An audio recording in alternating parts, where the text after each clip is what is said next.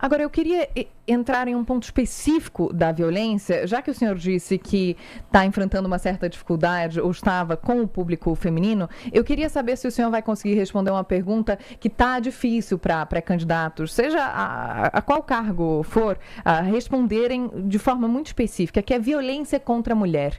Com esse recorde de casos que nós enfrentamos, há uma confusão em relação ao que precisa ser feito. É a conscientização, é claro que a conscientização ela é ultra necessária, é o que vai acabar com a violência contra a mulher a longo prazo, talvez nas próximas gerações. Posso fazer uma Hoje, pergunta? claro. A conscientização acabaria com a violência? Então, quando você cria ou quando você melhora a educação e a conscientização sobre como os homens ou meninos têm que tratar, encarar as relações, toda essa estrutura patriarcal, você evita episódios de violência. Essa pergunta tem uma resposta já, se eu estou entendendo Eu bem. acho que não, viu? O que muda é lógico, assim, o que uma lógica punitivista. É óbvio, o que para uma pessoa violenta é a força maior. Mas são duas coisas que andam em paralelo, não? Elas podem entrar em paralelo, mas a pessoa que comete o crime violento no Brasil, em geral, é uma pessoa que tem a certeza da impunidade. A certeza da impunidade faz haver o cometimento do crime. Independentemente da conscientização dela ou não. Independentemente da conscientização. Lugares que têm, vamos dizer, culturas mais machistas, vamos pegar alguns países do mundo árabe. Eles apresentam um número menor de violência como um todo do que o Brasil. Que pode ser menos machista do que um país, vamos dizer, altamente islâmico. Ou uma cultura altamente hierarquizada, patriarcal como a Índia. Quem tem mais crimes violentos, o Brasil ou a Índia? Por mais que eles tenham muitos crimes horríveis contra mulheres na Índia. Tem, ser turista mulher na Índia é um horror. É um horror, não dá pra pisar lá sozinha. O Brasil é mais violento. Então, mas a minha pergunta era justamente essa. Tem muita gente que defende a conscientização e a educação, e isso é algo que vem a longo prazo. Agora, a curto prazo, o que pode ser feito especificamente para esses crimes? Porque, de certa forma, eles estão englobados ali na violência, de forma geral. Mas são crimes muito específicos. Eu gosto muito de deixar a coisa bem precisa, porque o número de homicídios, homicídios contra a mulher diminuiu. O número de homicídios. A gente está falando de uma estatística nova, de um novo tipo penal que foi criado, que é o feminicídio, que é falando, um crime por uma violência doméstica e tal. E agora ele está sendo listado como parte de um tipo penal novo, e aí você está vendo os casos. E existem casos horríveis que estão acontecendo, a gente assistiu nos últimos meses, casos bizarros. O que tem que ter? Punição muito dura. O homem que está em casa e bate, mata a sua esposa e a mulher confia nele, ele é o homem que deveria ser o protetor da casa, ele trai a confiança dela, ele tem que ter agravantes na pena dele. Uhum. Só que hoje nem ele, nem um homem que assalta qualquer outra pessoa, homem ou mulher na rua com uma arma, esse cara fica na cadeia. O problema, no fundo, é esse. O que eu tenho medo um pouco da questão de a gente falar só de conscientização são esses projetos como o PL da misoginia, que fala que está conscientizando, no fundo ele está diminuindo a liberdade de expressão das pessoas, diminuindo a capacidade de confiança nas relações entre homem e mulher. E aí homens e mulheres têm medo de estabelecer relações. Inclusive saiu agora uma pesquisa sobre isso. Interessantíssimo isso aqui. Homens, na geração Millennial e Z, têm medo de entrar em relação, com medo de falsas acusações. Então, quando você estabelece muitas regras, você cria relações de baixa confiança. Países que têm mais confiança interpessoal precisam de menos regras para isso. Mas, em geral, que tipo de regra eles têm? Eles confiam na capacidade das pessoas interagirem umas com as outras, mas eles punem de maneira muito dura quem é incapaz de agir socialmente. Então, se uma pessoa socialmente, vamos dizer, bate uma mulher, ela tem que ter uma punição desproporcionalmente alta quando ele quebra essa confiança. Então, o que eu acredito? Na punição muito pesada. E 2, em entender quais são os problemas reais que afetam as mulheres. As mulheres são muito preocupadas em ser assaltadas na rua. Elas são vítimas de assaltos à mão armada, roubos de celular, de maneira muito, muito alta, especialmente nas periferias. Isso, todos os lugares que eu rodei no Brasil, falam, Renan, é muito fácil assaltar a mulher tem muito medo na rua, não sabe como reagir na hora, e o bandido vem pegar. Penas muito duras, vão pegar o ladrão do celular. A violência doméstica, penas muito altas. E um problema que não é exatamente da violência doméstica, mas que afeta boa parte das meninas mais humildes no Brasil. Que é o quê? A falta do pai presente com a criança. Veja só um ciclo. O ciclo é, a mulher eventualmente acaba tendo uma relação que não funciona com o rapaz, tem um filho. o pai da criança não dá atenção, ela é obrigada a trampalhar o dia inteiro, não consegue dar atenção para a educação desse menino.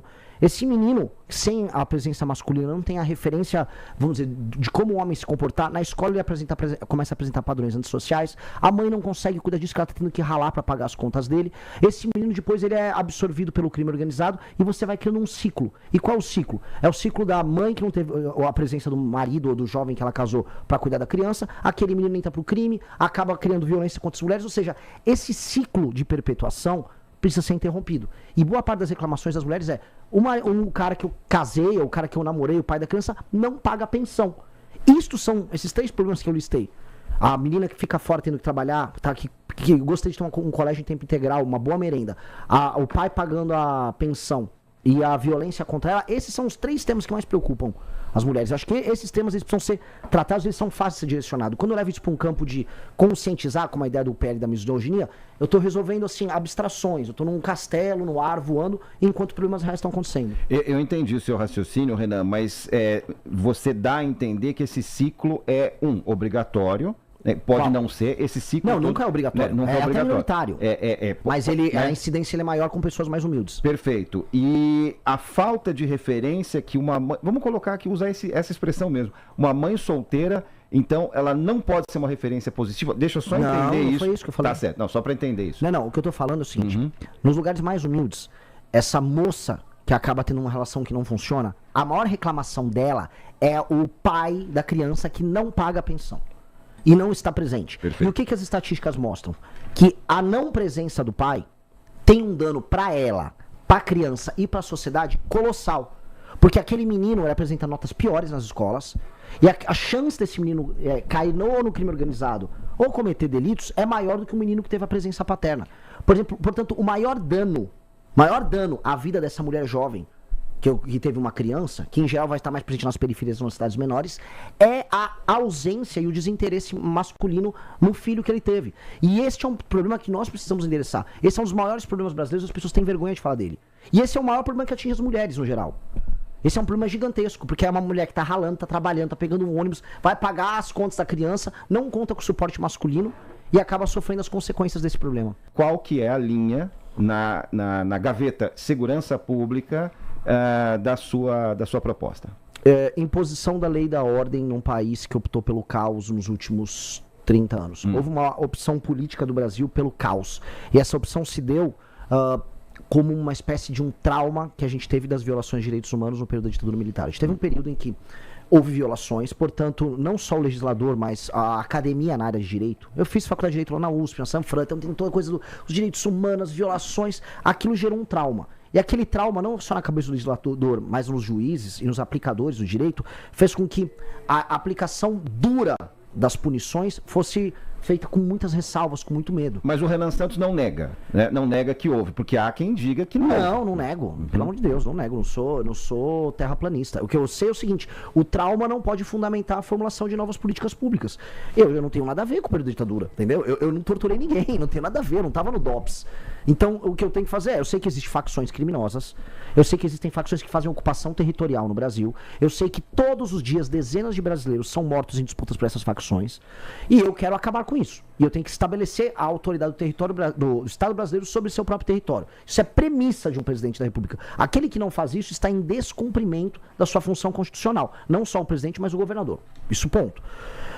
Para isso, a gente tem que adaptar um código penal que é dos anos 40. Não existia facção criminosa nos anos 40.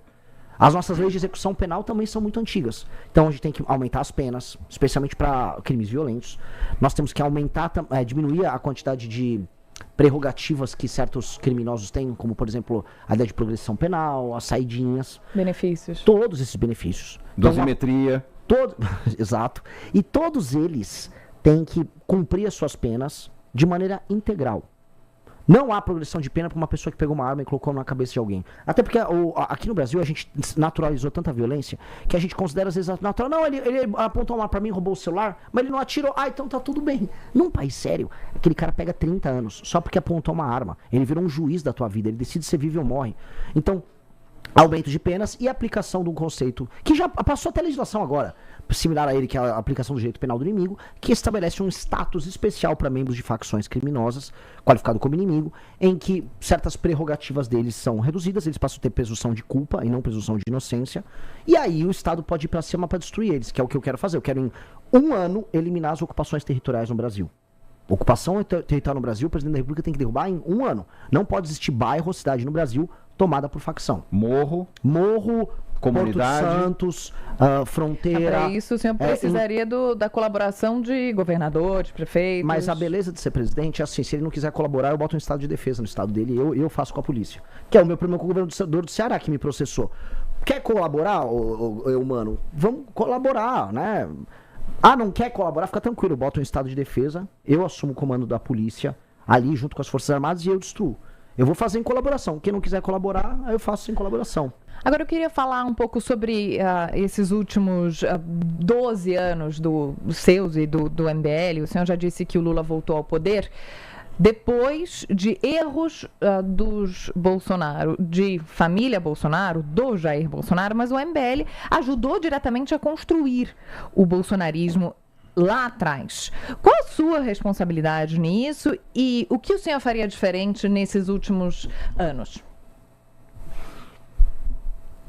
É muito difícil, porque se me perguntasse em 2016 se eu estava errando na forma como eu estava enfrentando o PT, à época eu não tinha ideia, porque era tudo muito novo pra gente. O MBL inaugurou a política de redes sociais no Brasil. A gente não sabia que ele ia dar na vitória do Bolsonaro. Mas hoje o senhor acha que errou? Não, eu não consigo imaginar que eu errei se eu imaginar que eu não teria outra categoria de pensamento à época.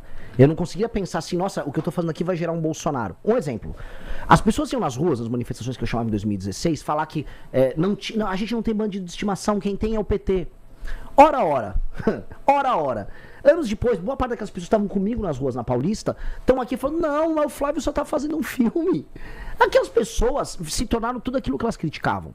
À época eu não tinha ideia de que isso fosse acontecer. Eu achei que a gente tá tendo uma revolução de cidadania. As pessoas estavam, nossa, as pessoas acordaram o problema brasileiro. Isso é genial. Eu era um bobo. Eu tinha como saber que isso ia acontecer? Não, talvez eu fui bobo. Vamos botar assim, eu fui bobo. Agora, na hora, não dava pra imaginar. As pessoas, a gente tava passando por um fenômeno que era parecido naquela época com uma Revolução Francesa, que era a Operação Lava Jato. Corta a cabeça desse político, corta daquele agora, corta. Então tava um lance de cortar cabeças. E como é que a gente saiu de um lance de corta a cabeça pra hoje mantém a cabeça mesmo quando ela precisa ser cortada? Que é o caso, por exemplo, de todos os escândalos de corrupção à direita que envolve a família Bolsonaro. Se há um escândalo, virar um eleitor bolsonarista, mas o Lula deve ter feito pior. No mês de março eu faturei cerca de $4.600, totalizando aí deu um pouquinho mais de R$23 mil apenas com a AdSense do meu canal, postando cortes do MBL. E se você tem interesse em criar seu próprio canal de cortes, ajudar no projeto e ainda poder ganhar com isso, é só clicar no primeiro link da descrição desse vídeo ou então ler o QR Code que tá aparecendo aqui no meio da tela que eu vou te explicar um pouco mais sobre isso.